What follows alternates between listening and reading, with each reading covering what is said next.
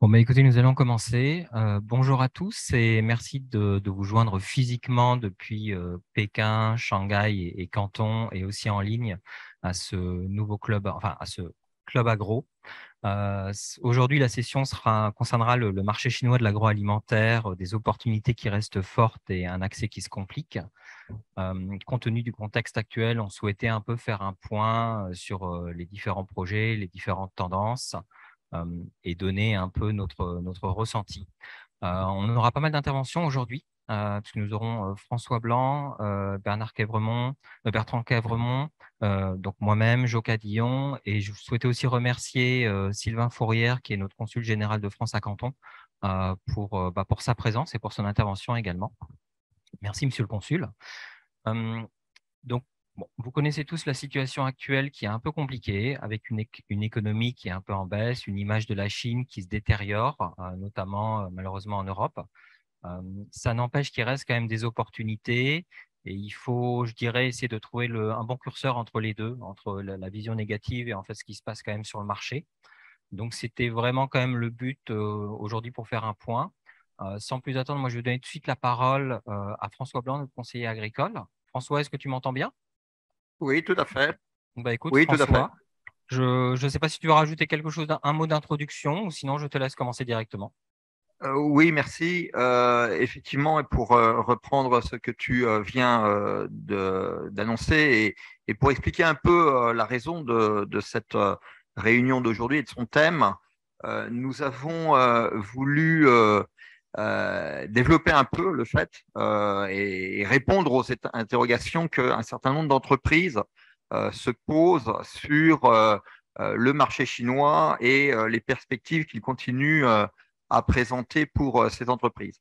Et le propos de ce webinaire sera de montrer et de réaffirmer le fait que le marché chinois pour les entreprises de l'agroalimentaire reste trop important pour être ignoré et que les opportunités pour un très grand nombre de produits restent tout à fait conséquentes et méritent d'être saisies. Ceci dit, ce serait une erreur, voire même une faute, de se masquer le fait que l'environnement des affaires et les grilles d'analyse que nous avons pendant longtemps utilisées pour analyser notre approche de ce marché et ses perspectives ont changé et changent de plus en plus fortement depuis quelque temps. Personnellement, je suis arrivé en Chine en 2008 et il est clair que la situation du marché chinois de 2008 et celle qu'on a aujourd'hui n'ont plus grand-chose à voir. Alors, plusieurs raisons à cela, et je reprendrai d'ailleurs un récent rapport de la Chambre de commerce française et également de la Chambre de commerce européenne qui ont souligné ces aspects. C'est que nous vivons en Chine un ralentissement tout à fait conséquent actuellement, et notamment en matière de consommation, qui pèse forcément pour un grand nombre sur les perspectives d'un grand nombre des entreprises de l'agroalimentaire. Ça, c'est pour la conjoncture. Mais au-delà de ça, les aspects plus structurels du marché chinois doivent également appeler notre attention, avec notamment, certainement dans les dernières années, le constat que le pragmatisme des autorités chinoises en matière d'ouverture et de facilitation des affaires, ce pragmatisme laisse progressivement la place à une approche plus descendante, plus monolithique, et avec la mise en place de politiques dont on a parfois du mal à percevoir l'utilité et la rationalité. Les entreprises de l'agroalimentaire ont été notamment confrontées dans les dernières années, comme nous-mêmes, qui avons d'ailleurs été chargés de la mettre en place pour ces entreprises, aux conséquences du décret 248 des douanes chinoises, dont on a encore du mal à percevoir une année et quelques après sa mise en œuvre, ou sa préparation plus exactement, l'utilité, mais par contre dont on perçoit très bien les limites et les difficultés. Et donc, l'ouverture du marché chinois est une vraie question qu'on est en droit de se poser, au-delà du fait que d'ici quelques jours, le 5 novembre, s'ouvrira l'édition 2022 de la foire des importations de Shanghai, qui veut justement célébrer cette ouverture, mais force est de constater que la célébration de l'ouverture est souvent plus mise en avant que sa réalité. Et notamment, un autre aspect, tout ceci conduit au fait que la capacité à prévoir l'évolution du marché chinois eh bien, devient plus difficile, ce qui forcément, pour les entreprises, constitue une vraie difficulté. Et on l'a vu, je l'ai dit, avec la mise en place de mesures qui ont créé nombre de difficultés et qui créent encore nombre de difficultés aux entreprises. On le voit également avec la politique et les mesures prises pour lutter contre le Covid-19, notamment les tests, les contrôles mis en place sur les produits importés ou les audits diligentés par les autorités chinoises dans les entreprises françaises.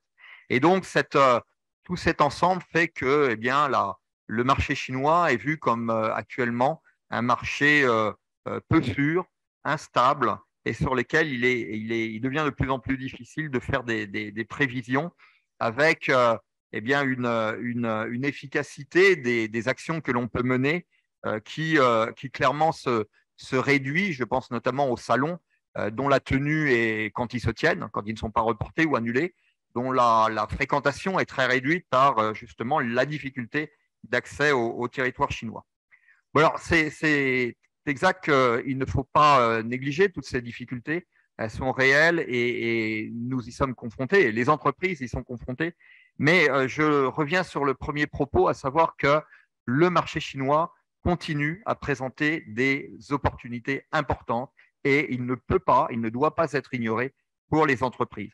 En clair, pour reprendre une expression un peu triviale, il ne faudrait pas jeter le bébé avec l'eau du bain parce que ce serait se priver d'opportunités d'affaires qui restent très importantes, mais qui, du fait de ces difficultés, nécessitent une préparation des entreprises encore plus forte, si j'ose dire, que ce qu'elles étaient auparavant, lorsque ce marché apparaissait comme plus ouvert, plus accessible et plus porteur d'opportunités, de manière parfois un peu excessive d'ailleurs, puisque ce marché chinois n'a jamais été très facile d'accès. Nous avons toujours, et les entreprises ont toujours eu quand même un certain nombre de difficultés, d'obstacles réglementaires à y accéder. Et donc, ces aspects étaient sans doute moins perspectives, moins perceptibles, pardon, plus masqués, et du fait d'un fréquent enthousiasme qui était peut-être excessif. Et donc, en quelque sorte, entre une naïveté passée souvent fréquente et la rigidité actuelle, nous en appelons en quelque sorte et nous invitons à avoir une approche fondée sur la maturité. Donc, entre naïveté et rigidité, le temps est venu pour la maturité. Ça pourrait être la conclusion de cette introduction. Et donc, c'est ces aspects que nous allons vous présenter durant ce webinaire, en insistant bien entendu sur les solutions qui sont à notre disposition, qui sont à votre disposition pour contourner ces obstacles et continuer à bénéficier de ce marché. Donc, je finirai cette introduction comme en général les interventions au Club Agro par une perspective sur la relation bilatérale franco-chinoise. Et bien justement, une relation bilatérale qui reste forte et des relations très denses entre la France et la Chine qui vont espérons-le, se manifester par trois rencontres de haut niveau, voire de très haut niveau. D'une part, il est espéré pouvoir tenir un dialogue économique et financier de haut niveau entre, du côté français, le ministre d'État de l'économie, M. Bruno Le Maire, et son homologue chinois, dialogue qui a essentiellement pour objet des questions économiques et qui, chaque année, nous permet d'avancer sur un certain nombre de nos dossiers. Dialogue qui devrait être suivi d'ici sans doute, nous l'espérons encore, cela reste à confirmer, en janvier par une rencontre, et je parle bien d'une rencontre physique, entre nos deux présidents, le président Macron comptant se rendre en Chine et donc date qui reste à confirmer, mais projet qui est tout à fait déterminé. Et en outre, plus sur les aspects agricoles cette fois-ci, nous espérons pouvoir organiser un comité mixte, une rencontre du comité mixte bilatéral au niveau des ministres entre le ministre français de l'Agriculture, M. Marc Fesneau, et son homologue chinois, le ministre du ministère de l'Agriculture et des Affaires rurales, M. Tang Wenjian, et donc qui aurait lieu là aussi à une date à fixer. Voilà, donc 3 perspectives de rencontres dont on espère qu'elles se concrétiseront et qui illustrent à nouveau la densité qui reste très forte de la relation franco-chinoise. Merci sur ces mots d'introduction. Alban, je te repasse la parole. Merci François, mais en tout cas, c'est une bonne nouvelle si nous pouvons avoir un président qui vient nous voir en Chine. Et s'il y a des rencontres qui sont prévues, ça change de l'année écoulée, on va dire. Sans plus attendre, je vais passer la parole donc à Bertrand. Bertrand, tu es le nouveau responsable en fait du pôle agro de Business France. Tu es basé à Hong Kong, mais tu es en charge de toute la Chine. Tu vas nous faire un état des lieux du secteur agroalimentaire et de nos exportations entre la Chine et Hong Kong. Donc, Bertrand, la parole est à toi.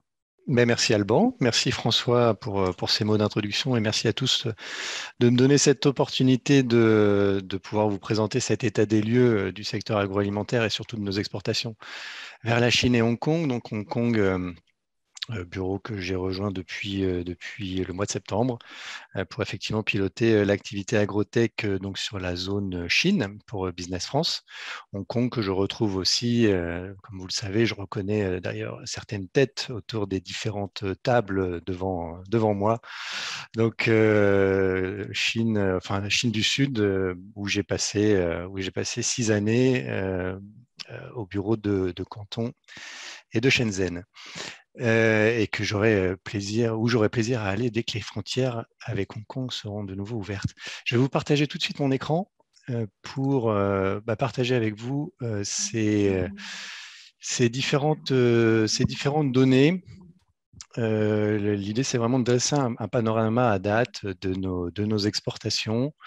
Donc avec beaucoup de chiffres, mais qui vont vous permettre d'avoir vraiment la situation actuelle de nos échanges.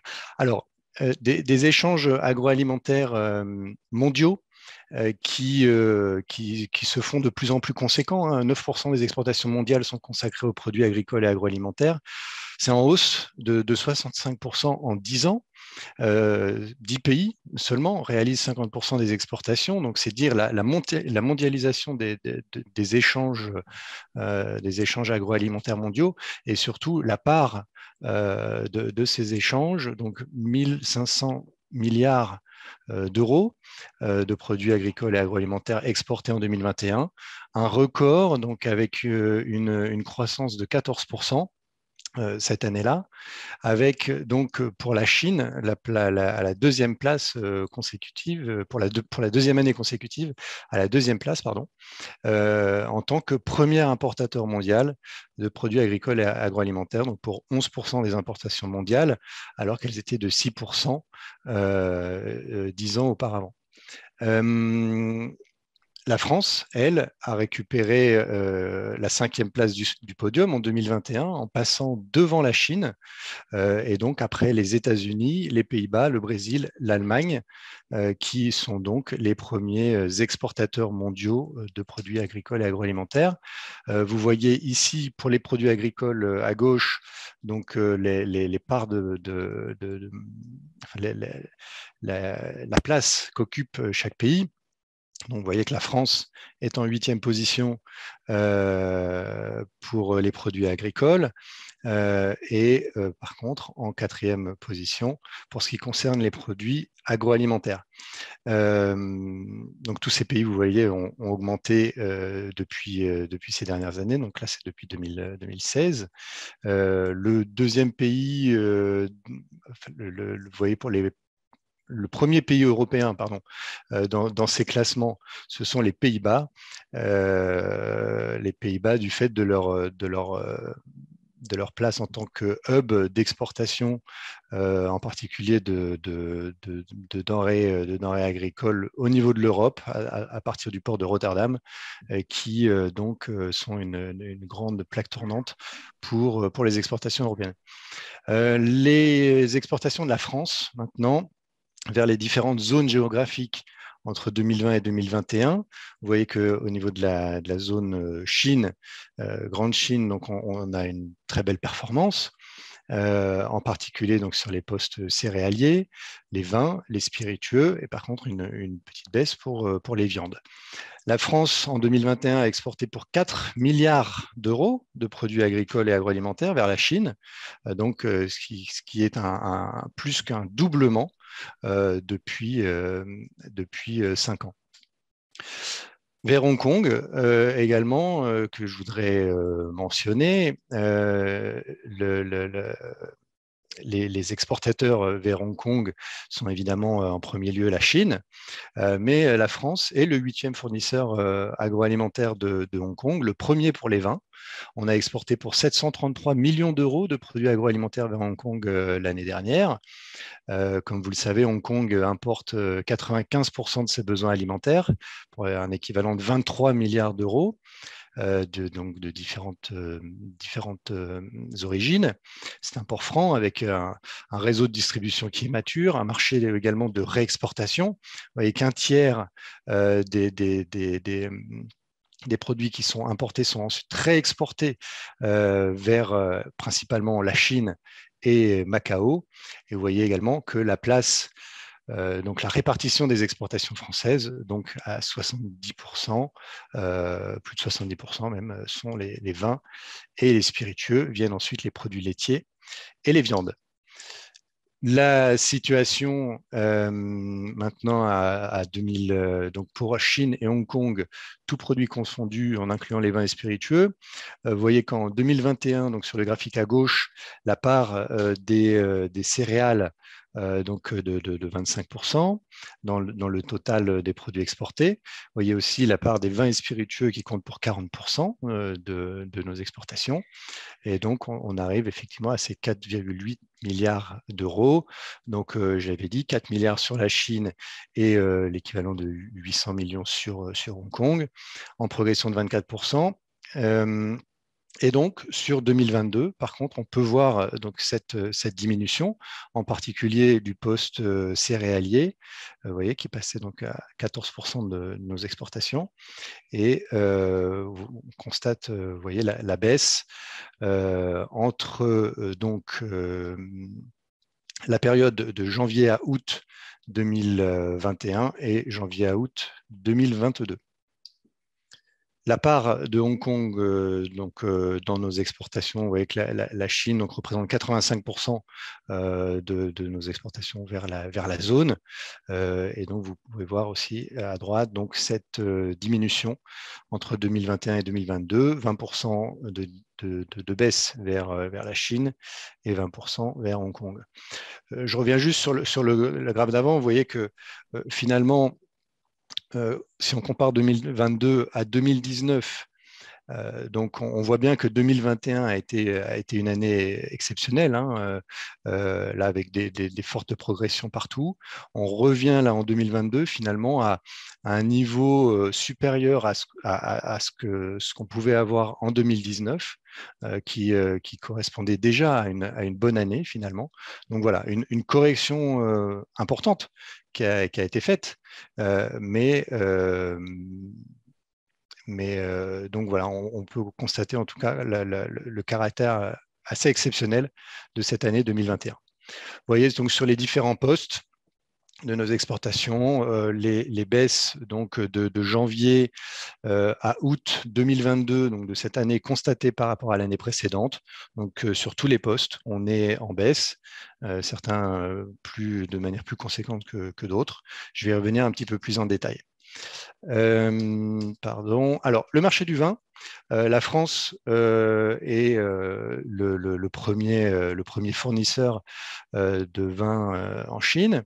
Vous voyez que sur 2022, par rapport au reste du monde, on a malgré tout une petite hausse en volume, en valeur, pardon, mais pas en volume, c'est plutôt une baisse, sont toujours donc le vin rouge à 74% qui est importé en plus grande majorité. Nos principaux concurrents sont le Chili, essentiellement sur le vrac, l'Italie, l'Espagne et de moins en moins l'Australie. L'Australie ayant été extrêmement pénalisée. Vous savez que l'Australie était passée devant la France en tant que fournisseur de vin en Chine. Et donc, suite à l'imposition de droits de douane extrêmement prohibitifs, la part de marché de l'Australie s'est totalement effondrée pour ce qui concerne le vin. Donc, la France a repris sa place de premier fournisseur en valeur, deuxième en volume. Le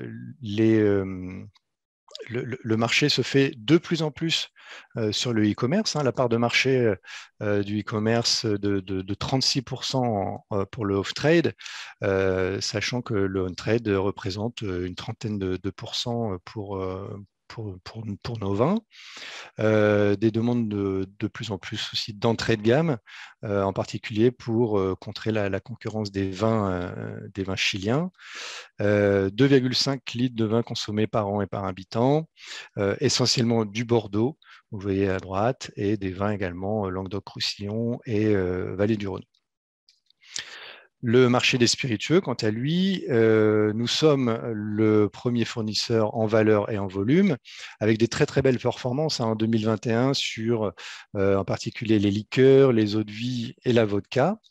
Donc là, une consommation qui est encore supérieure à celle du vin, donc de 3,5 litres par an et par habitant.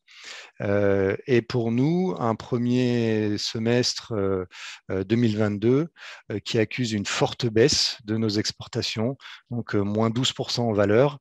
Et la tendance est la même, alors avec donc les importations d'autres origines, avec une baisse de moins 3%.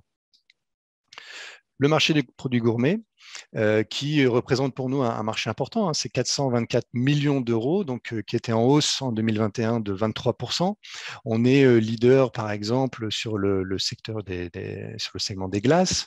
On a également des fortes positions dans le secteur de la BVP. Vous voyez les augmentations de 100% en valeur sur certaines catégories de produits en 2021. Des produits comme les confitures, les charcuteries ou les biscuits sont également des produits qui ont été fortement importés en Chine en 2021 et pour beaucoup donc référencés, vous le voyez, sur les plateformes de e-commerce. Concernant les produits de la mer, on reste un fournisseur important aussi, en particulier pour les huîtres, ce qui représente pour nous 22 millions d'euros. Et également d'autres types de poissons, enfin des légines essentiellement, avec donc des parts de marché importantes. Vous le voyez sur les légines, on est à 64% de parts de marché, et pour les huîtres, 74%. Ce sont des produits qui sont appréciés par les consommateurs chinois. Pour les produits laitiers, nous sommes le 5e fournisseur en valeur, c'est presque 800 millions d'euros, ce qui est extrêmement important, en particulier pour le lait UHT et la crème, qui ont été également en forte augmentation, 30% en valeur en 2021. On est également assez présent sur le secteur du lait infantile et de la poudre de lait, avec, vous le voyez, une forte concurrence des autres pays qui sont de grands fournisseurs de la Chine, donc en particulier la Nouvelle-Zélande, les Pays-Bas, l'Australie et l'Allemagne. Concernant les produits laitiers, une forte hausse également des fromages, donc plus 44%, et donc des volumes assez importants pour nous, donc qui représentent l'équivalent de presque 40 millions d'euros. Pour le marché des viandes, c'est pour nous aussi en 2021 un marché qui a connu une bonne croissance de 15%. Alors, c'est très différent d'une catégorie à l'autre. On constate des belles progressions sur certaines pièces de porc et sur les viandes porcines en général. Par contre, forte baisse de nos exportations de viande de volaille. Alors,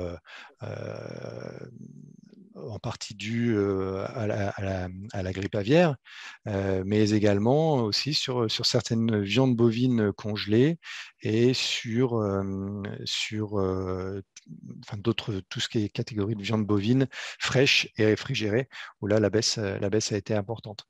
Alors, vous voyez que les autres importateurs les autres exportateurs, pardon, sont le Brésil, les États-Unis, l'Espagne, la Nouvelle-Zélande et l'Argentine. Ce sont les principaux fournisseurs de la Chine en produits carnés.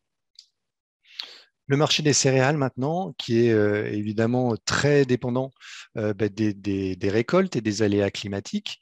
On avait fait en 2021 une excellente performance, vous le voyez. Donc c'est le secteur des céréales, je l'ai dit au début, et pèse énormément dans nos exportations. Donc 1,26 milliard d'euros en 2021 avec plus 41%. Les Chinois, la Chine avait besoin d'importer. Nous avions du stock des récoltes précédentes qui étaient bonnes.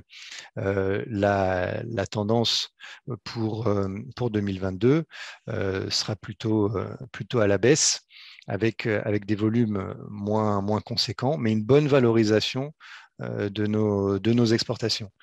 Nos exportations qui sont principalement constituées d'orge, de blé et de maïs.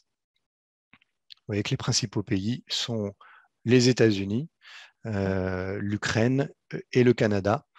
Ce sont les pays qui sont devant nous pour ce poste d'exportation. Concernant les fruits et légumes maintenant, alors, ce sont des volumes plus petits. On exporte pour 1,5 million d'euros, essentiellement de la pomme, parce que c'est la seule catégorie de produits avec les kiwis pour lesquels nous avons des agréments sanitaires. Et donc ces produits qui ont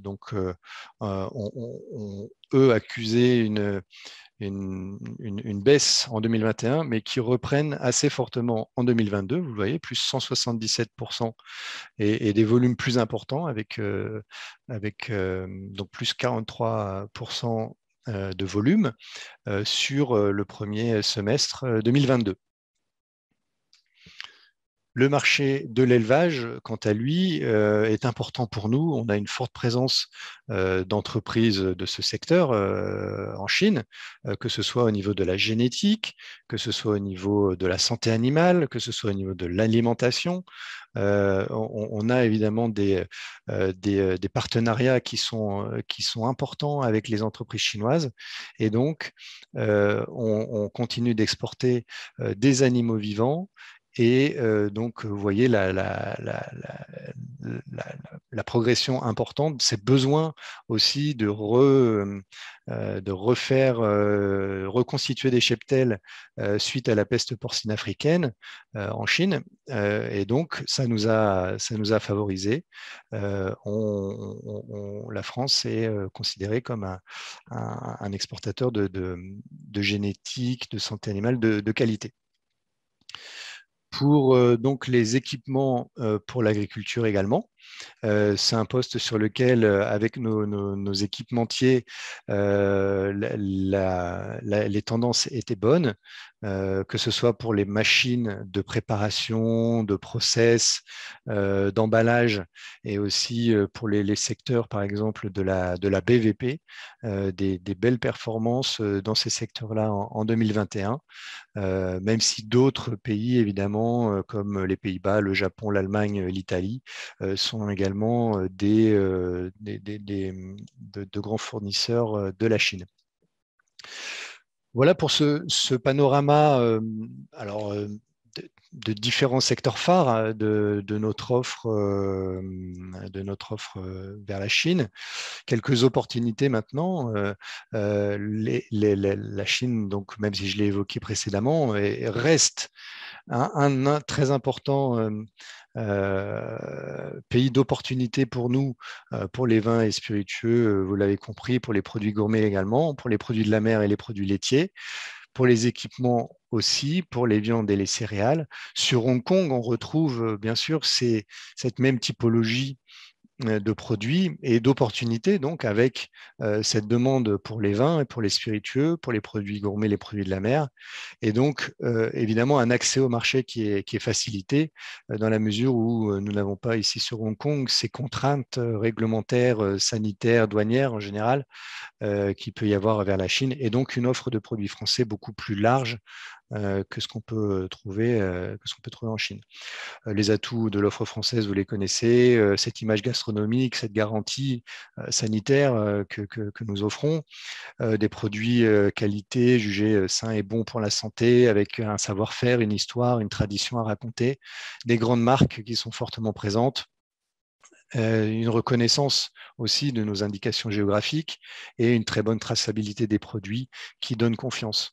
Des faiblesses, bien sûr, également, avec des produits souvent jugés haut de gamme, avec un rapport de qualité-prix qui est défavorable comparé à certains produits de nos concurrents, un manque de notoriété aussi, et de promotion, une capacité de production limitée comparée à la concurrence, une adaptation des produits au goût des consommateurs chinois et aux nouveaux modes de consommation et de promotion aussi, en particulier le e-commerce, j'en ai parlé, qui est parfois un petit peu limité. Juste un mot sur notre organisation en Chine, donc une vingtaine de collaborateurs répartis sur 7 bureaux, donc Canton, Chengdu, Pékin, Shanghai, Shenzhen, Wuhan et Hong Kong. Vous en connaissez la plupart. Un agenda, François en a parlé un petit peu, donc le retour des salons, donc sur lesquels on continue, nous, à se positionner. Et donc, vous voyez que pour 2023, on a une programmation qui continue d'être ambitieuse, que ce soit pour les vins et spiritueux ou pour les produits gourmets, mais aussi pour l'élevage, hein, avec le KE qu'on maintient chaque année.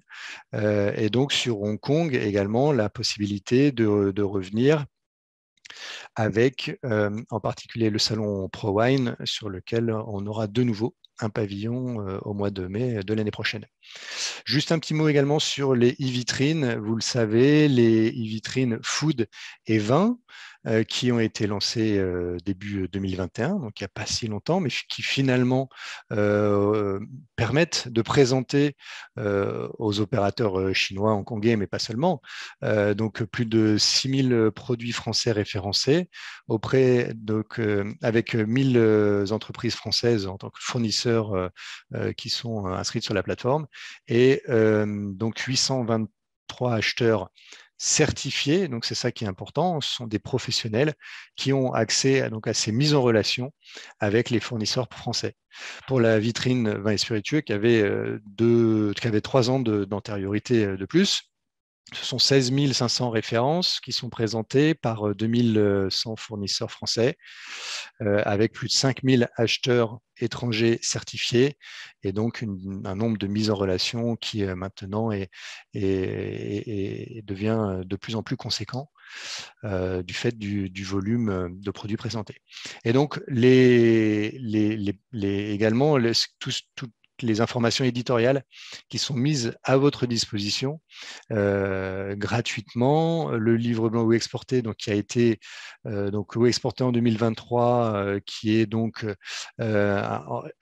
rédigé et promu en partenariat avec réalisé pour le compte du ministère de l'Agriculture, et qui a été lancé à l'occasion du CIAL la semaine dernière à Paris, et donc que vous pouvez maintenant télécharger sur nos sites. Vous voyez ici les liens, et toutes nos études sont disponibles également sur nos sites, que ce soit donc les études pour les vins et spiritueux, les équipements et les produits alimentaires.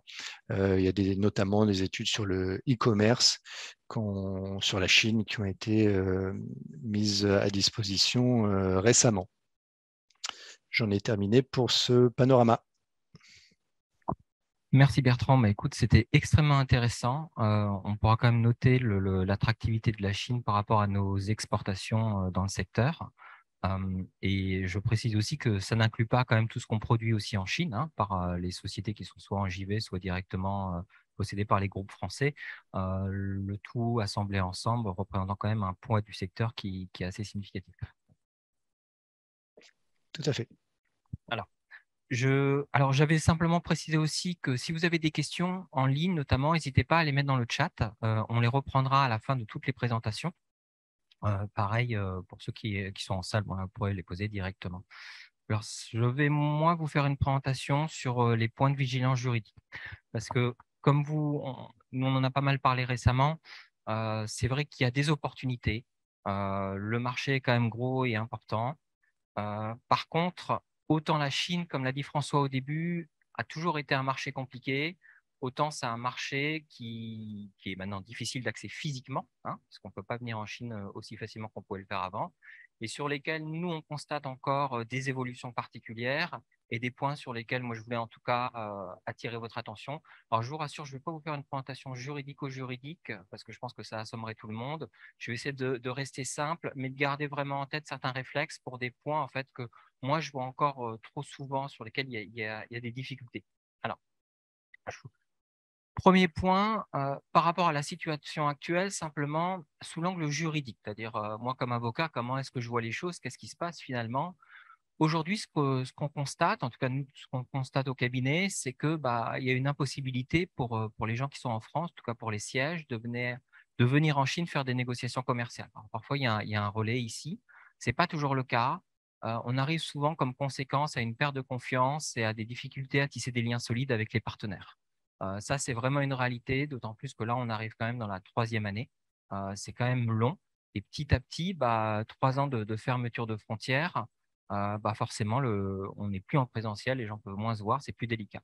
Lorsqu'on a des discussions, ça arrive qu'elles soient en ligne, sauf quand on est en direct, mais très souvent, les personnes qui sont là aussi, on l'a vu récemment, rentrent aussi en France. Donc, on arrive à des discussions laborieuses et nous, on a constaté une augmentation des tensions. Des problèmes qui n'existaient pas avant, maintenant arrivent.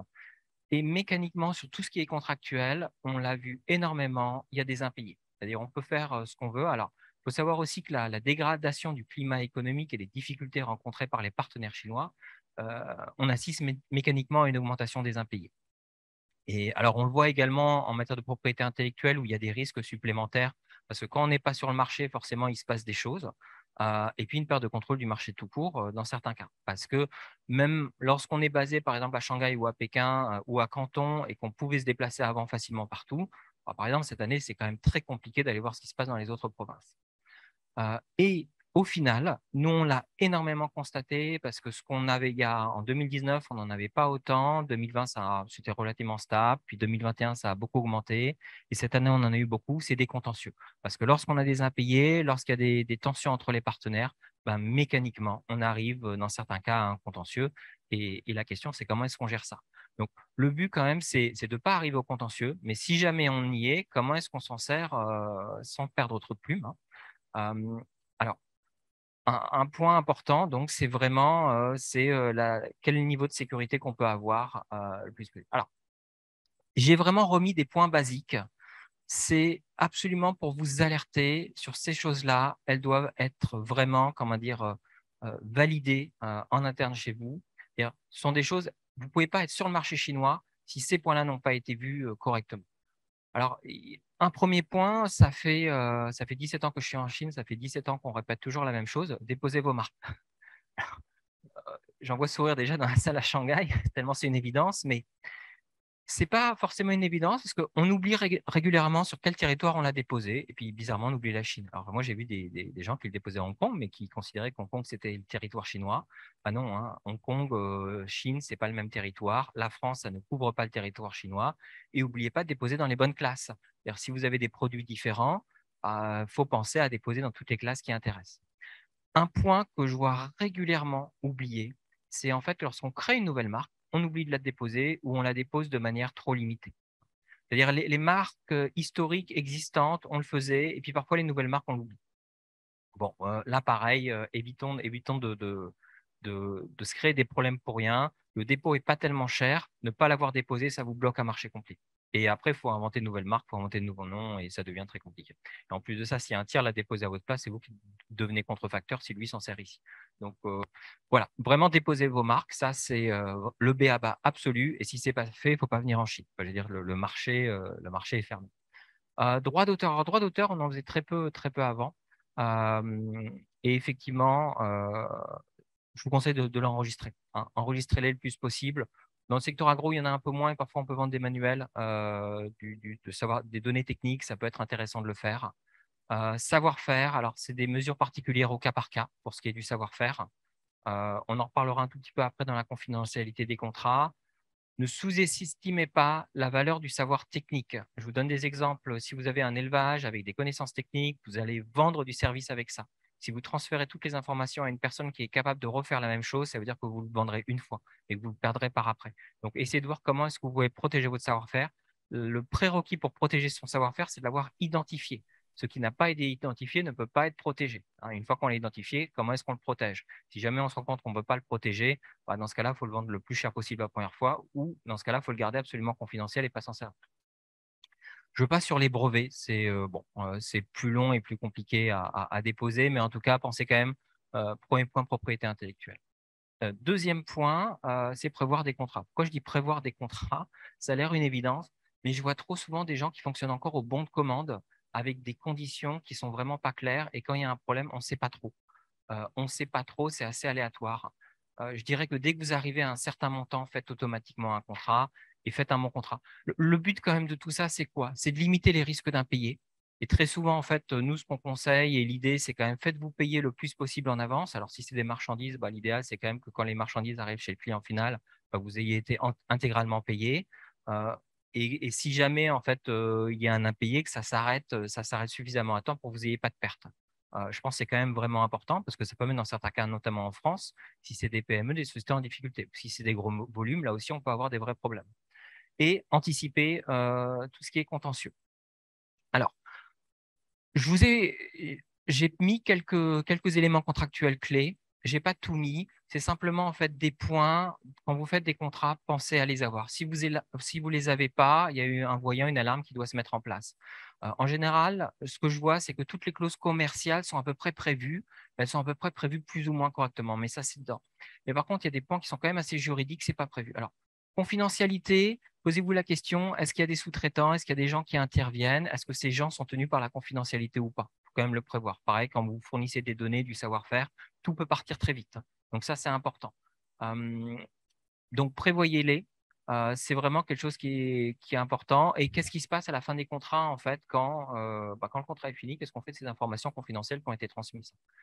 J'insiste parce qu'en fait, on peut vendre du matériel, on peut vendre des équipements et expliquer comment ça se passe, expliquer comment ça fonctionne, envoyer certaines notices qu'on demande, donc garder la confidentialité. Et parfois, quand le contrat arrive à sa fin, on l'oublie et puis toutes les informations partent un peu n'importe où. Donc ça, c'est un point important. J'ai rajouté simplement exclusivité et territoire. Alors, c'est plus pour les contrats d'agents et de distribution. Moi, ce que je vois simplement parfois, ce qui est oublié, c'est que la Chine est grande et qu'on donne toute l'exclusivité à simplement un partenaire commercial. Ça n'a pas forcément de sens. Celui qui est bon à Shenzhen ou à Canton n'est pas forcément bon à Shanghai ou n'est pas forcément bon à Pékin. Ça dépend. Il y a quand même une réflexion à avoir là-dessus. Alors, période Covid, on a quand même des clauses magiques, j'ai envie de dire, mais qu'on oublie. Et ça peut quand même vous sauver la vie. Je le dis tout de suite. Cas de force majeure, prévoyez les cas d'exclusion de responsabilité pour vous. Vous ne pouvez pas livrer à temps, vous ne pouvez pas fournir la prestation à temps parce que votre équipe est confinée, parce que les marchandises sont bloquées dans un port et qu'elles ne peuvent pas arriver. Il faut absolument que ça ait été visé. J'ai eu encore le cas il y a 2 semaines où un client devait rendre une prestation de service et il se trouve en fait que si l'équipe allait sur place, elle avait 7 jours de quarantaine à faire. Et le client sur place a dit, écoutez, moi je suis désolé, j'ai besoin que vous réalisiez la prestation, peu importe ce qui se passe à vos équipes, et ce n'était pas prévu à l'époque dans le contrat. Donc, ils sont venus nous voir. Et sincèrement, si ce n'est pas prévu, c'est très délicat. Ils sont quand même en faute contractuelle. Donc, on peut toujours argumenter, on peut toujours discuter, mais on part déjà avec un handicap. Donc ça, c'est vraiment un point compte tenu de la période, pensez-y. Clause limitative de responsabilité, c'est pareil. Si jamais il y a un problème, prévoyez quand même qu'on ne puisse pas vous demander tout et n'importe quoi et que les montants soient à peu près encadrés. Ça vous permettra quand même d'évaluer le risque au niveau du contrat. Alors, j'ai rajouté quelques points importants sur les contrats internationaux. Je vois très souvent, parfois on oublie de mettre le droit applicable. Lorsqu'il y a un contrat entre la France et la Chine, on se pose quand même la question à un moment, finalement, on va appliquer quoi? Le droit chinois ou le droit français? Donc, prévoyez-le quand même. Règlement des litiges, bon, on peut avoir des juridictions étatiques. Pensez à l'arbitrage. L'arbitrage fonctionne quand même relativement bien en Chine, hein. Je vous ai cité une certaine commission d'arbitrage. Il y en a à Pékin, il y en a à Shanghai, il y en a à Shenzhen. Ça fonctionne bien. Et prévoir la clause du contrat. Alors, la langue du contrat. Langue du contrat, faites attention quand même, ce n'est pas pour le plaisir de parler du linguiste, hein, mais vous avez souvent des contrats en double langue. Donc, souvent, ça va être de l'anglais et du chinois. Assurez-vous quand même quelle est la langue qui prévaut. Et si c'est le chinois, assurez-vous quand même que la version anglaise que vous avez entre les mains soit bien traduite. Moi, j'ai quand même vu des clauses de garantie qui, en anglais, disaient que la garantie était pour le monde entier, qui, en chinois, disaient que c'était uniquement sur le territoire chinois pour des produits qui étaient vendus en France. Et puis, dans les langues, c'était le chinois qui prévalait. Ça veut dire qu'il n'y avait pas de garantie à l'étranger, hein. Donc, voilà, ça vous évitera des petits problèmes. Alors, simplement un point, si je reviens, alors je vais le citer ici, mais attention quand même lorsque vous faites un contentieux en France à la procédure d'exéquatur en Chine. L'exéquatur, hein, c'est quand vous avez gagné votre jugement en France, vous venez en fait en Chine pour exécuter votre décision. C'est très, très, très compliqué à mettre en place. Donc, parfois, quand vous discutez avec vos sièges, ils vous demandent de mettre droit français, tribunal local en France applicable. Alors, vous avez beaucoup de chances de gagner, mais pour mettre en œuvre cette décision en Chine, ça va être très compliqué. Donc, pensez à l'arbitrage. On n'est pas obligé de passer sur de l'arbitrage à Genève ou comment dire, à la Chambre de commerce à Paris si c'est des choses qui sont trop compliquées et très chères. Pensez vraiment à l'arbitrage domestique et dites-vous que si on veut poursuivre le partenaire chinois, c'est plus simple d'avoir du droit chinois et c'est plus simple d'aller à l'arbitrage ici en Chine. Étant précisé quand même que nous, on le fait régulièrement au cabinet, le contentieux en direct, un dossier qui est bien préparé, contrairement aux idées reçues, on le gagne aussi en Chine devant un tribunal chinois local. Donc, il faut quand même réfléchir un peu de manière stratégique. Parfois, ça a plus de sens de faire les choses en Chine, là où justement est votre co-contractant, parce qu'en fait, ce sera beaucoup plus simple de récupérer l'argent qu'il pourrait vous devoir ou de régler le problème. Un point très important, alors avoir des contrats clairs, bon, ça fait référence au-dessus. Prévoir la collecte des preuves. Et j'ai mis attention au message WeChat. Le nombre de fois qu'on vient me voir en me disant regardez, il m'avait écrit ça dans le WeChat. Alors, message WeChat, on peut s'en servir. Pensez quand même à faire des captures d'écran, à les faire notarier et à surtout ne pas perdre votre téléphone et les effacez pas parce que ça veut dire qu'on perd tout. D'où quand même l'intérêt d'avoir des échanges par email. Même dans les emails, de dire pour faire suite à notre conversation WeChat qui a été très sympa, où vous m'avez promis que ça permet quand même de rappeler, de garder une trace de ce qui se passe, hein, parce que sinon vous aurez vraiment des mauvaises surprises. Et on est très souvent devant le juge avec nos petits messages WeChat et vous jouez quand même un peu à la roulette russe, hein. Donc, alors, tribunal domestique ou arbitrage, ça je vous l'ai mentionné. Alors, contentieux franco-chinois ou sino-chinois, si votre groupe ou si vous avez vous-même une filiale en Chine, c'est plus simple de contracter quand même avec un partenaire chinois en Chine, avec une filiale chinoise, que de faire du franco-chinois. Pourquoi? C'est parce que vous aurez un risque de légalisation de documents et notarisation aussi en France. Et c'est lourd et ça coûte cher. Donc, c'est plus simple si en fait vous avez de faire un contrat entre votre groupe en France, sa filiale en Chine, et ensuite de refaire un contrat en Chine parce que ce sera un contentieux sino-chinois, ce sera beaucoup plus simple à gérer d'un point de vue juridique. Voilà, je ne vais pas prendre plus de temps là-dessus. S'il y a des questions, j'y répondrai tout à l'heure. J'espère en tout cas que c'était clair. Et je vais passer à la présentation d'après, puisque Jo, je vais te… la présentation. Jo, je vais te laisser la parole, si tu m'entends. Oui, merci Alban. Donc, bonjour à tous. Jo Cadian, je suis conseiller agricole ici à l'ambassade de France à Pékin en charge de la coopération et de l'appui aux entreprises agroalimentaires. Et donc, ma présentation, c'est à la recherche du juste prix dans la coopération entre la France et la Chine. Alors, pourquoi à la recherche du juste prix? Parce que comme l'ont indiqué François, Bertrand et Alban, on est tout le temps dans nos interactions avec les partenaires chinois à essayer de mettre en balance qu'est-ce que je donne, qu'est-ce que je reçois. Et parfois, c'est marchand, parfois, c'est pas marchand. Et donc, tout ça, je vais vous parler en fait de cette notion-là dans la coopération institutionnelle et comment vous, entreprises du secteur privé, vous pouvez vous insérer dans cette coopération institutionnelle. Donc, la coopération entre la France et la Chine, la plus grosse difficulté que l'on a, c'est d'essayer de définir ce que nos partenaires chinois veulent dire par coopération. Ils parlent beaucoup de coopération et en fait, on a du mal à comprendre est-ce qu'ils veulent en fait faire du business marchand et nous payer un service ou des produits, ou est-ce qu'ils veulent du donnant-donnant gratuit.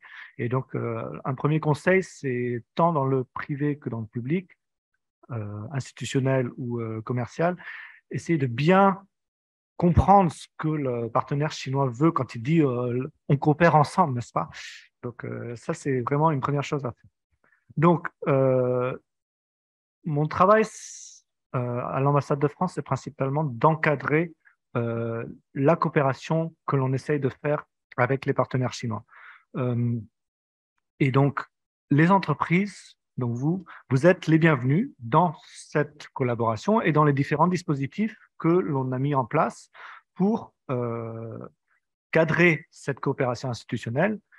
Et notre objectif principal de cette coopération, c'est de servir les intérêts stratégiques de la France, mais également vos intérêts commerciaux, avec comme ligne de mire dans notre coopération institutionnelle la mise en avant de votre expertise et de vos produits auprès des partenaires chinois, pour, on l'espère, que par la suite, ils puissent acheter ce dont ils ont besoin.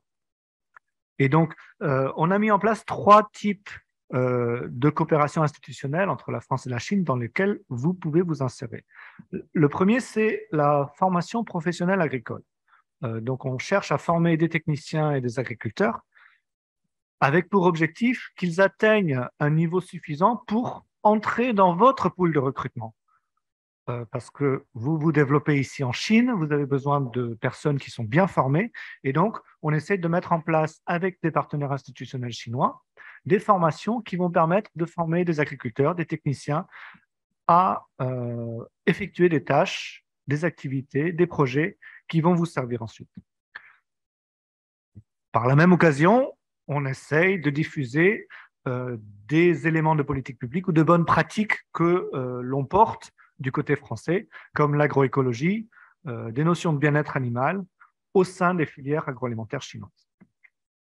Et donc, dans ce contexte de formation professionnelle agricole, on peut faire appel à vous, entreprises, pour mettre en avant votre expertise au sein de programmes de formation que l'on met en place entre partenaires français et chinois dans des lycées agricoles ou des lycées professionnels.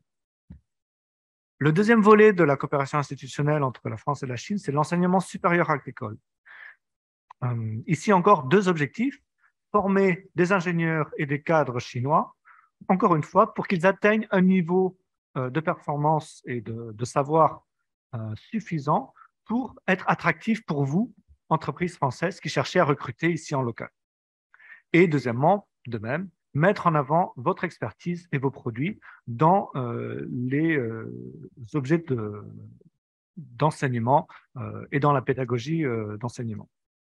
Donc là, pareil, au niveau licence, master, on va commencer, parce qu'on a juste un accord qui vient juste d'être signé cette année, on va essayer de remettre en place des processus de coopération entre universités chinoises et grandes écoles françaises.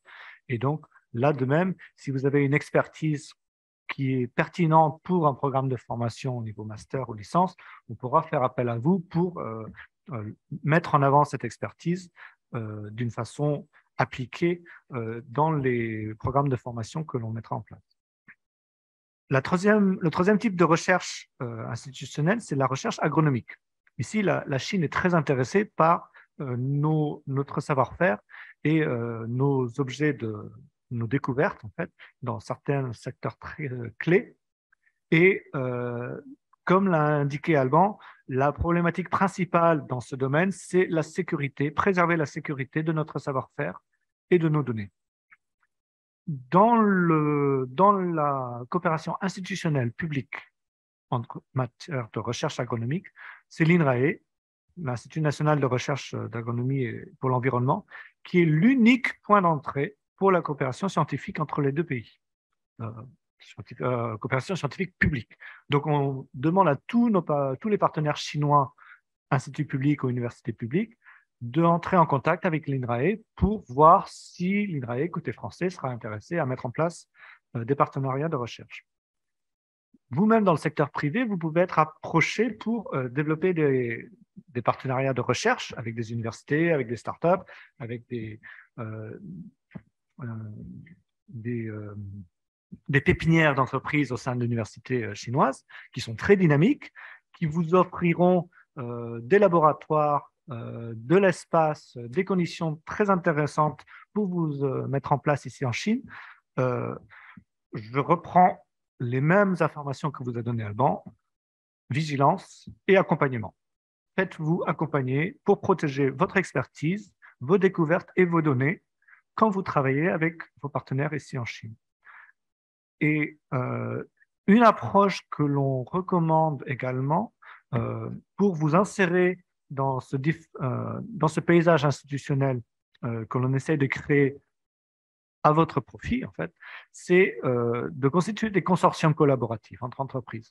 Beaucoup d'entre vous êtes des PME et donc vous avez un bagage peut-être limité d'un point de vue expertise juridique et capacité à vous protéger. Et donc, la mise en commun au sein d'un consortium de plusieurs entreprises vous permet de mutualiser les coûts pour justement protéger vos activités et votre expertise ici en Chine. Voilà, donc si je dois conclure, j'ai 3 points de conclusion. La coopération institutionnelle entre la France et la Chine, elle sert les intérêts commerciaux des entreprises et des filières agroalimentaires françaises. C'est notre objectif principal. Comment on y arrive? On essaie de cadrer notre coopération grâce à des arrangements administratifs. Donc, en fait, on va réduire le potentiel, on va réduire les risques de cette coopération en cadrant toute notre activité au sein d'un contrat entre 2 pays qui limite en fait les activités dans lesquelles on collabore. Et troisièmement, vous, entreprises, on vous encourage à participer à ces exercices donc de collaboration et de coopération institutionnelle, tout en et le maître mot, comme l'a dit Alban, c'est de vous faire accompagner par les experts commerciaux à Business France, d'une part, et juridiques dans les cabinets d'avocats, qui sont nombreux ici présents en Chine et qui peuvent vous accompagner, et surtout qui connaissent déjà le marché chinois. Et donc, c'est par cet accompagnement qu'on peut espérer que vous aurez de la coopération fructueuse avec vos partenaires chinois et surtout vous permettre de cadrer et protéger vos intérêts quand vous faites affaires ou coopération ici en Chine. C'est tout pour moi et je suis prêt à répondre à vos questions si vous en avez. Merci. Merci Jo. Si vous avez des questions, n'hésitez pas à les mettre dans le chat. On y répondra tout à l'heure. Sans plus attendre, on va continuer à parler de coopération, mais cette fois-ci pour la ville de Canton. Et je vais passer la parole à Monsieur Fourrière, notre consul général à Canton. Monsieur le consul, la parole est à vous. Bonjour à vous toutes et tous. Merci beaucoup de m'accueillir à cette réunion du Club Agro. Merci à vous, Alban. Merci, Monsieur Blanc. Merci à l'équipe, aux équipes à Pékin, Shanghai et bien sûr ici. Merci beaucoup aussi à la Chambre de nous accueillir. Voilà, je vais essayer de vous parler brièvement de ce que nous essayons de faire ici à Canton en termes de coopération, de rapprochement dans le domaine agricole et de l'agrotechnologie. Tout d'abord, la réalité de la situation à Canton a été l'élément déclencheur pour cette réflexion. D'abord parce que Canton est jumelé avec Lyon, que ce jumelage a été extrêmement actif jusqu'à la période du Covid, même si des tentatives encore d'animation de ce jumelage existent, qu'il y a également 2 traditions gastronomiques, 2 régions agricoles, même si la région du Guangdong est devenue beaucoup moins importante dans l'ensemble de l'économie agricole générale chinoise, mais aussi des liens entre entreprises chinoises et françaises liées aussi à Lyon et à Canton.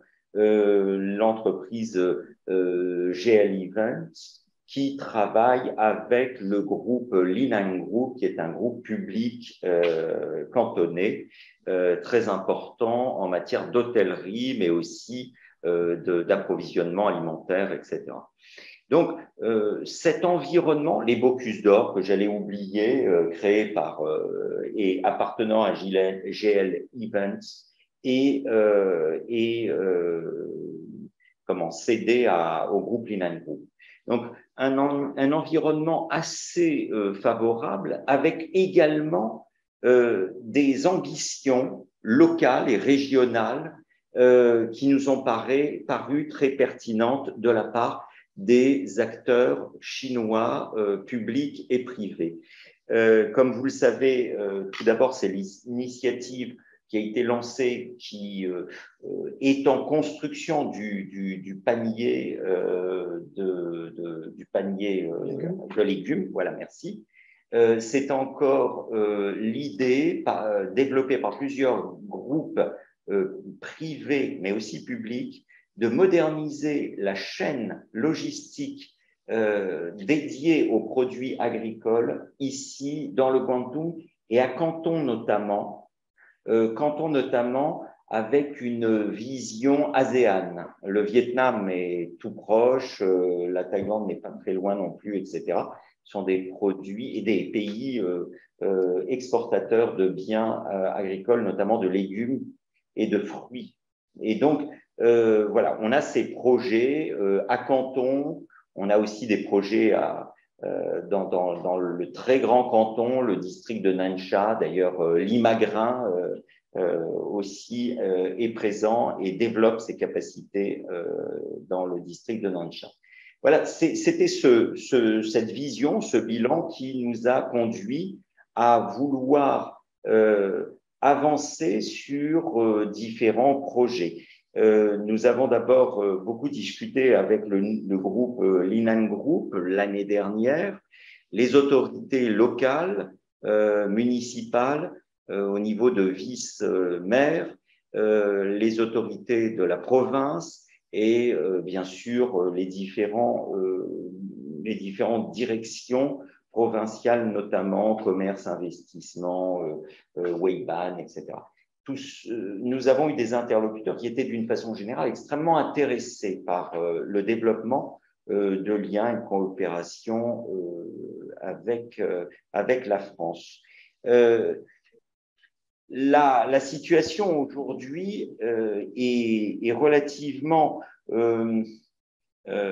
elle est relativement difficile, notamment en raison de la crise épidémique. Il est quand même très compliqué de rencontrer nos interlocuteurs officiels à l'heure actuelle.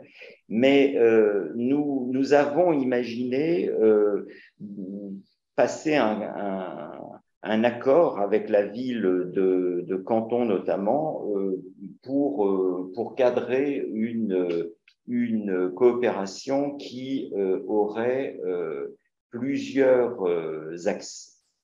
Et je remercie très très fortement Monsieur Blanc, Monsieur François Blanc. Vraiment merci pour votre soutien d'ailleurs dans cette direction. Alors l'idée, c'était effectivement de proposer un forum consacré à l'alimentation ici à Canton. C'était également l'idée d'un salon agricole parce que là encore, c'était l'exemple de Lyon qui nous inspirait. Lyon accueille le CIRA, GL Events et en réalité à monter à travers la France, mais largement au-delà de la France, à travers le monde, un certain nombre d'opérations qui touchent l'agriculture, l'agro-food, etc. Donc, c'est un véritable écosystème qui a été constitué par ce groupe. Donc, l'idée, c'était peut-être aussi de répliquer quelque chose de ce type ici à Canton. Et puis, c'était aussi, alors toujours dans la lignée des Bocuse d'Or, peut-être d'avoir une activité en termes de gastronomie, mais à l'échelle de l'Asie. Plusieurs pays sont très intéressés par cela. La Thaïlande qui essaye je ne sais pas s'ils ont réussi, mais d'inscrire au patrimoine immatériel de l'humanité sa gastronomie, mais le Vietnam et d'autres pays de l'ASEAN. Et puis, c'était également des coopérations très pratiques, notamment la mise en contact des entreprises publiques et privées ici avec notamment le partenaire de Rungis, ce qui a été fait d'ailleurs pour deux groupes, un privé et un public, Rungis ayant déjà d'ailleurs travaillé ici à Canton. Bien sûr, l'idée est générale était aussi de favoriser les échanges entre la France et le sud de la Chine pour tout ce qui est produits alimentaires, food tech, etc. Aujourd'hui, nous avons, en dépit de l'accueil très favorable, et puis ça fait des mois que nous échangeons sur ces sujets avec les différents acteurs publics et privés chinois, nous avons tout de même, bien entendu, subi les contraintes des difficultés à rencontrer nos partenaires, beaucoup de rendez-vous ayant dû être reportés, etc., ou alors devant se passer dans des conditions extraordinaires. Mais toujours est-il que sur un certain nombre de points, nous avons avancé. C'est surtout les discussions entre Rungis, comme je vous l'ai dit, et les entreprises, deux entreprises cantonnaises, Inan Group et Kingold. Kingold, qui est un très gros projet de halles réfrigérées dans le district de Bayonne, ici à Canton. Et l'autre sujet qui a beaucoup avancé, est-ce que je peux... Bon, alors bien entendu, je vous en fais part à titre confidentiel. La nouvelle n'est pas du tout à l'heure actuelle annoncée. Nous espérons qu'elle le sera en janvier 2023. Mais c'est qu'effectivement, les discussions qui ont été engagées avec JL Events devraient permettre d'aboutir à un événement agro-food, agrotech à Canton le mois de juin 2023 est ciblé. Un très gros travail a été fait. Alors, ça n'est pas là le consulat qui a mené cette action, mais nous avons, c'était notre idée principale, mais c'est notamment Monsieur Fabien Factori qui est à côté de moi, qui a travaillé avec les équipes de GL Events à Shanghai pour développer ce projet. Voilà, nous espérons qu'il aboutira bien et il sera bien annoncé en janvier. Comme je vous l'ai dit, il s'agit pour l'heure vraiment d'une communication confidentielle. J'ai eu ce matin un entretien téléphonique avec Madame Inès Ginon à Shanghai pour justement qui m'a autorisé à parler et à vous parler de ce sujet. Je n'en dirai pas plus parce que le projet est abouti, je peux vous le dire, mais un certain nombre d'entreprises seront, j'imagine, contactées, qui sont présentes. Mais voilà pour l'heure où nous en sommes. Nous n'avons pas perdu l'espoir d'inscrire, bien sûr, notre dialogue et notre coopération dans des perspectives plus larges. Je vous remercie beaucoup pour votre écoute et cette opportunité que vous m'avez donnée. Merci. Merci à vous, Monsieur le Consul Général, c'était très intéressant. On essaiera quand même, dès que on pourra se déplacer librement, de venir à Canton vous rendre visite et peut-être faire un direct pour le Club Agro depuis Canton. Écoutez, on va passer aux questions. Je vais commencer par prendre quelques questions en ligne, puisque eux ne peuvent pas participer directement, ils ne sont pas présents en physique. Alors, j'ai une première question, elle sera peut-être pour Bertrand. Quelles sont les retombées de Test France, Max sur WeChat?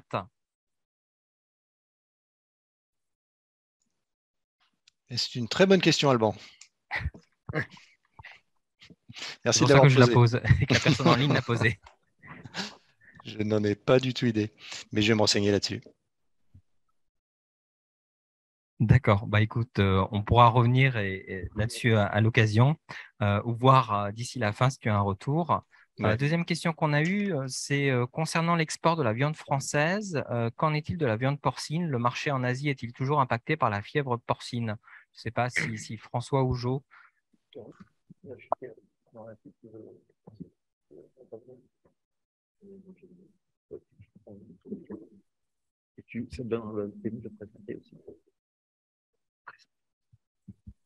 Donc, bonjour à tous, Caroline Robert. Donc, je suis également conseiller agricole et je travaille avec François et Joe qui sont intervenus durant ce webinaire. Et moi, je suis plus particulièrement chargée des sujets sanitaires, phytosanitaires et accès au marché. Donc, pour ce qui est des conséquences de la peste porcine africaine sur le marché chinois, donc il y a eu effectivement une période pendant laquelle le cheptel chinois était totalement décimé et donc où des opportunités françaises pour les produits français ont été vraiment importantes. Actuellement, il y a moins de demandes puisque c'est un marché qui a été reconstitué. Il y a également des stocks qui ont été faits. Donc, il n'y a plus du tout les mêmes opportunités qu'il y a 2 ans. Donc, ça peut s'observer par exemple sur le prix du porc en Chine. Mais il y a encore dans certains domaines un petit peu plus précis des opportunités qui demeurent. Donc, par exemple, en termes de génétique porcine, il y a encore des possibilités. Et pour ce qui est de la viande à proprement parler, c'est un marché qui actuellement est compliqué. Donc, les exportations demeurent, mais elles ne sont plus en croissance comme elles pouvaient l'être. Et voilà. Tant que j'ai le micro ici à côté de moi, je vais donner des premiers éléments de réponse à la question précédente sur le Test France Magazine, juste pour indiquer que la marque Test France est donc exploitée par Business France dans les activités B2B, mais également par un concessionnaire de services publics, Sopexa actuellement, qui prend en charge cette marque pour les activités B2C. Et donc, le Test France Magazine est clairement axé aux consommateurs chinois sur WeChat. Donc, c'est Sopexa qui gère ça. Donc, s'ils sont en ligne, ils pourront prendre le micro pour répondre plus précisément à la question posée. Nous, on sait juste que le nombre de lecteurs de Test France Magazine sur WeChat augmente et que Sopexa utilise cet outil pour mettre en avant les produits agroalimentaires français auprès de la ménagère chinoise, en gros, qui est intéressée par une alimentation avec des produits et des recettes qui viennent de France. Et la stratégie de communication de Sopexa pour la promotion des produits agroalimentaires français s'appuie de plus en plus sur ce Test France Magazine et sur des opérations avec des KOL pour justement aller de plus en plus sur les réseaux sociaux et faire du marketing à la chinoise, comme l'attendent en fait les consommateurs chinois. Voilà, donc si quelqu'un de Sopexa est en ligne, ils peuvent demander la parole et répondre aux questions. Je rends la parole à Alban. Merci à vous deux. En tout cas, vos interventions étaient très claires. Alors, autre question. Les spiritueux étrangers, bien qu'appréciés par les consommateurs chinois, ne représentent que 1% de la consommation en Chine. Comment ce potentiel pourrait-il être exploité? Je ne sais pas si quelqu'un veut répondre à ça. Bertrand, peut-être, ou moi?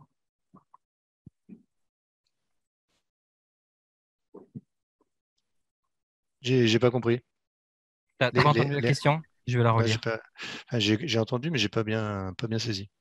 En fait, Je pense que la question est de savoir comment est-ce qu'il serait possible de faire augmenter la vente des spiritueux étrangers en Chine.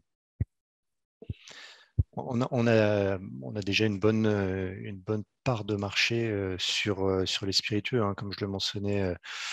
Comme je le mentionnais tout à l'heure, on a 67% de part de marché en valeur. Alors, c'est ce qui est quand même pas si mal.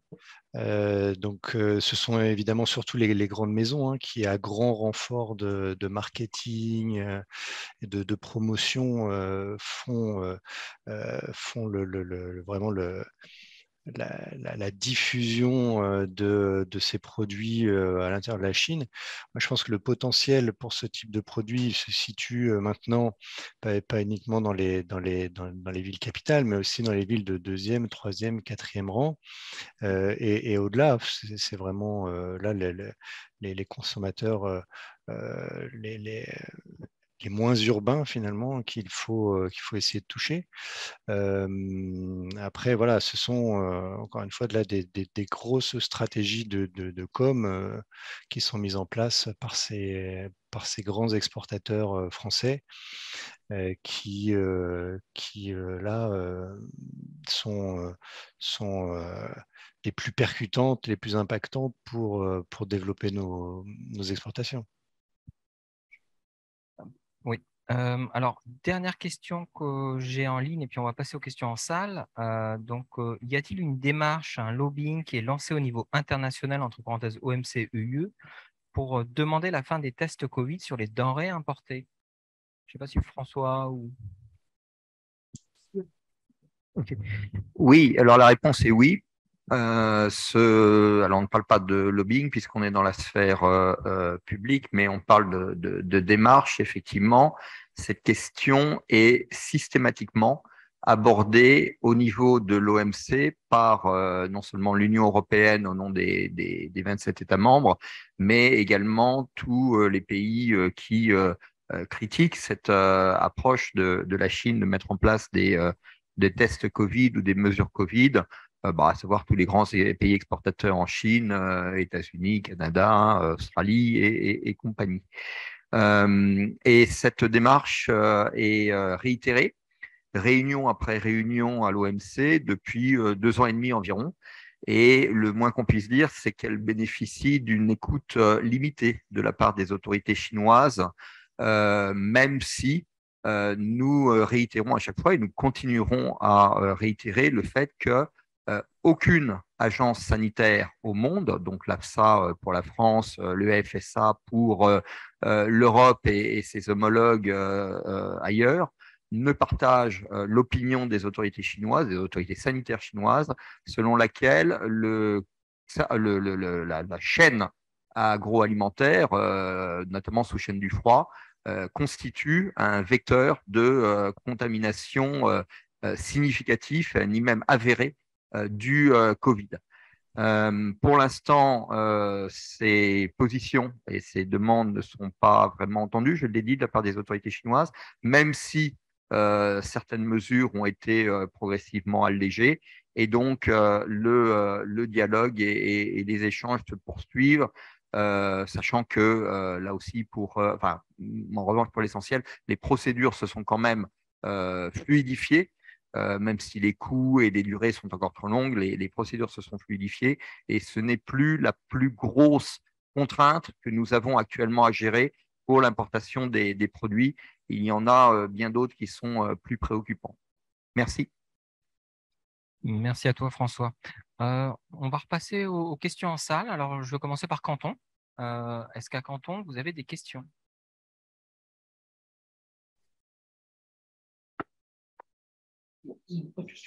Pas de questions à Canton. Pas de questions à Canton. Bon. Alors, à Pékin? Pas de questions non plus, je crois. Alors, du coup, je vais demander à Shanghai, est-ce que vous avez des questions à Shanghai?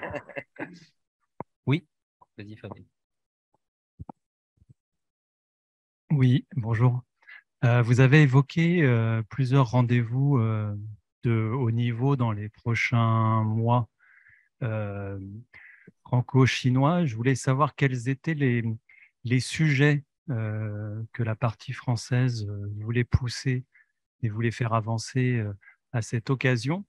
Et lors des 2 dernières visites d'État du président Macron, il y avait eu 2 annonces. Une sur la première année, c'était sur la levée de l'embargo sur le bœuf. Et l'année suivante, il avait annoncé un accord européen sur, je ne me souviens plus comment ça s'appelle, les indicateurs géographiques. Est-ce que vous pourriez nous donner quelques éléments de bilan de ces 2 sujets? Merci.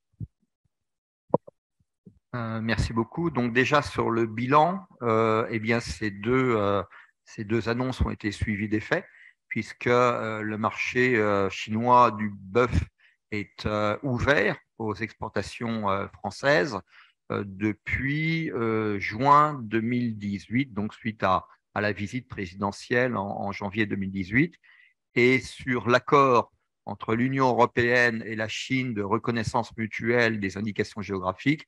Celui-ci a été signé, donc au niveau européen, là pour le coup, mais avec une très forte implication française de facilitation et d'incitation. Et donc, il est rentré en vigueur en mars 2021, le 21 mars de mémoire 2021, suite à sa signature. Je rajoute que parmi les autres résultats de cette visite présidentielle, et bien entendu, je me limiterai au secteur agricole, c'est lors de la visite de novembre 2019 qu'avait été prise la décision au niveau présidentiel de démarrer des négociations pour l'accord de zonage en matière de peste porcine africaine, à savoir la possibilité pour la France de poursuivre ses exportations à partir des zones indemnes, des départements indemnes, en cas de l'apparition de peste porcine africaine en France. Cet effort a abouti en décembre 2021 à la signature d'un accord de zonage entre la France et la Chine. Donc là aussi, une décision suivie des faits extrêmement importante dans la mesure où elle met les exportations françaises de produits porcins à l'abri de la situation que connaissent actuellement nos voisins italiens et allemands qui, pour des cas de peste porcine dans certaines régions, ne peuvent plus du tout exporter aucun produit porcin à destination de la Chine. Donc, les différentes réunions que nous envisageons, que nous espérons plus exactement, sont extrêmement importantes parce que vous savez à quel point le levier politique en Chine est un élément décisif pour faire avancer les dossiers. Il n'est bien entendu pas unique et nous nous employons à faire avancer les dossiers au niveau technique, mais pour conclure des dossiers importants ou pour les lancer, cette dimension politique est indispensable et donc nous prévoyons tout un ensemble de sujets en fonction des rencontres, bien entendu. On n'aborde pas les mêmes questions à telle ou telle rencontre en fonction du niveau considéré pour faire avancer bien les grands thèmes et en se limitant bien entendu au seul niveau agricole.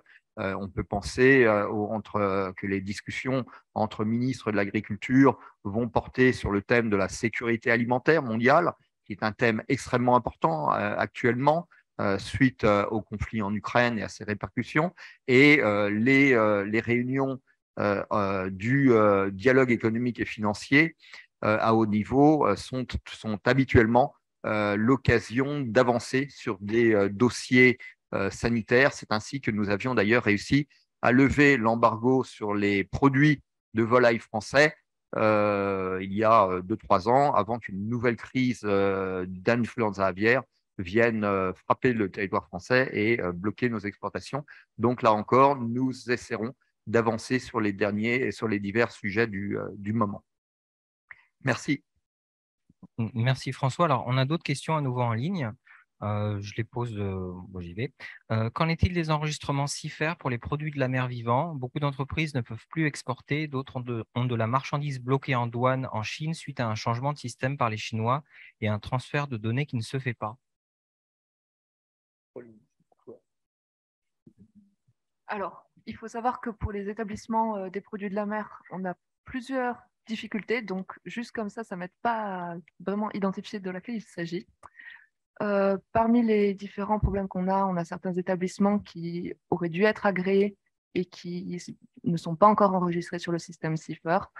On essaye de faire avancer ce point-là avec les autorités chinoises. On a également le sujet actuellement du renouvellement des agréments des établissements déjà agréés. Donc, tous les établissements concernés qui sont là aujourd'hui, je les encourage à remplir très très vite leurs informations dans CIFER pour soumettre au plus tôt les demandes de renouvellement. Et si l'outil informatique le permet, nous espérons que ces demandes de renouvellement aboutissent. Et puis, dans le cas contraire, nous prendrons les contacts au niveau des autorités chinoises pour permettre que le renouvellement se fasse enfin, se déroule bien, quoi qu'il arrive. Si vous avez des blocages de conteneurs sur des situations un petit peu plus individuelles, je vous encourage à contacter Business France qui peut vous apporter un accompagnement. Et nous travaillons en partenariat avec Business France sur ces sujets-là lorsque l'appui du pôle agro est nécessaire. Donc voilà, si c'est des situations un petit peu plus individuelles, n'hésitez pas à les contacter. Merci beaucoup. Je vais encore prendre une dernière question qu'on a eue en ligne. Alors, le rapport du 20e congrès du Parti communiste chinois a souligné la sécurité alimentaire. Quelles implications pour les acteurs français en Chine?